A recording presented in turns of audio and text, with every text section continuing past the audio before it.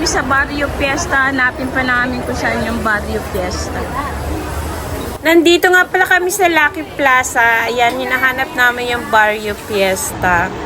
And finally, nakita na namin itong ating hinahanap na Barrio Fiesta. Hinahanap talaga namin to guys kasi pag pupunta kami dito sa Lucky Plaza, ito talaga yung kinakainan namin kasi masarap talaga yung pagkain dito. At lagi namin ino-order dito yung budget meal. Yung budget meal nila dati parang $6 lang. Ngayon, dahil sa inflation ay tumaas na, naging $8 na. Pero sulit pa rin kayo mga kachika kasi yung $8 nyo, may kasama na yung 2 ulam, may drinks at unlimited na yung rice ninyo at saka yung soup. O, diba? Sulit. Pero kung gusto nyo pa rin naman magtipid, meron naman silang isang ulam lang sa halagang $4.50. At dahil wala na tayo mapwestuhan nga dun, guys, ay dito na tayo sa likod. Sa kanila pa rin naman to. Parang extension ng tindahan nila.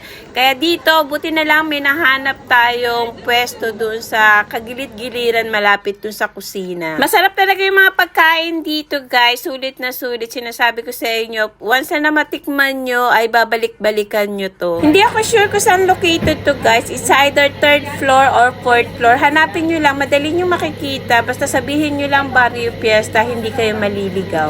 Ayan nga, guys. Thank you for watching and follow for more.